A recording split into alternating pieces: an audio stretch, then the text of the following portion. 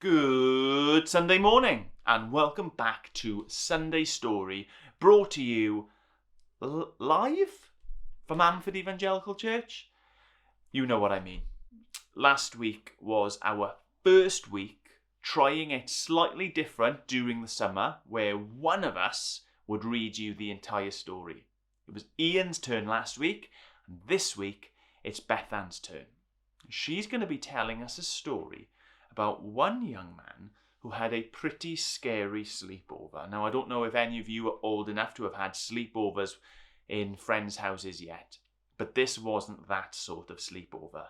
This was not a sleepover you'd choose to be involved in. I'm going to hand over to Beth Ann and let her tell you the story. Enjoy. Daniel and the scary sleepover. Things were not looking good for God's people. They had been captured and taken far from home, and now they were slaves to the king of Babylon. But God had not left his people. He was with them, and he was looking after them.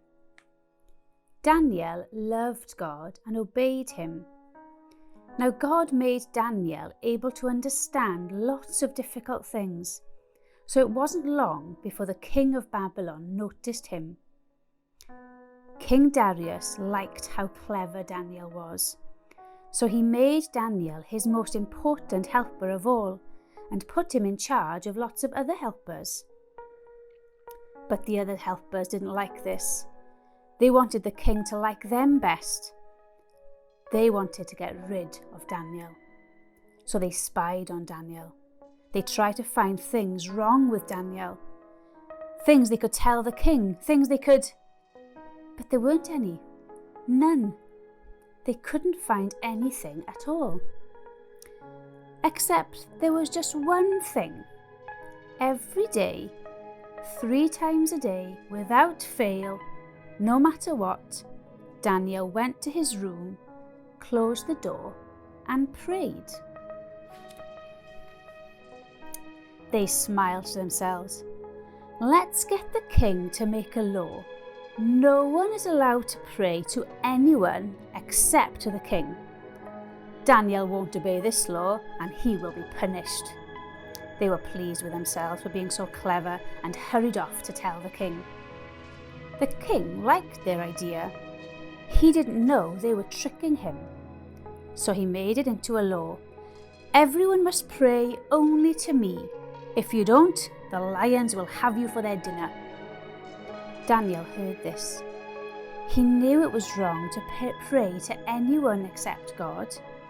He had to do what God said, whatever it cost him, even if it meant he would die.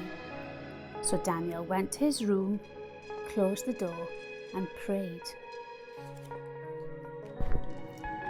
That's just what the bad men knew Daniel would do. They skipped straight off to tell the king. Oh, your most glittering highness, your law says, does it not, that everyone must pray to you alone, sire? Yes, said the king. Oh, magisterial brightness, then correct us if we're wrong, but it would seem that Daniel is praying to God, not to you. The king was sad. He had been tricked. He didn't want to hurt Daniel, but he couldn't change his law.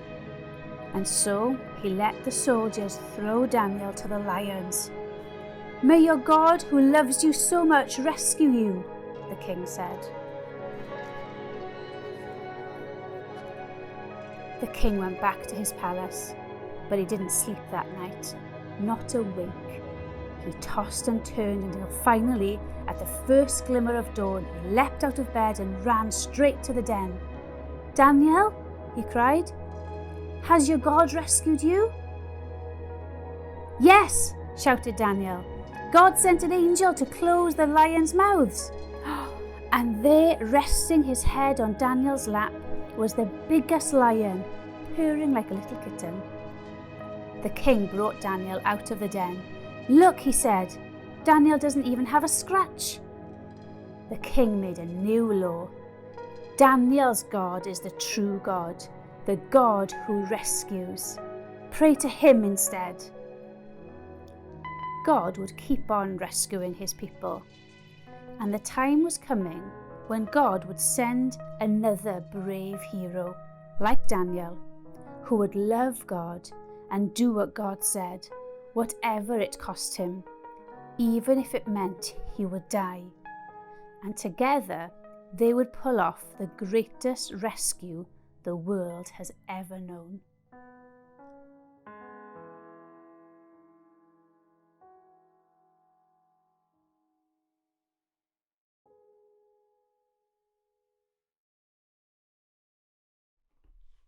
Well, thank you, Beth Ann, for that. Thank you guys for tuning in. I hope the story made sense, and I hope it sparked some creative fires in you, that you just want to go off now and do some craft to help you to remember the story of Daniel and his scary sleepover with the lions. Jump onto Google, other search engines are available of course, and see if you can find a craft for this week. God bless. Bye-bye.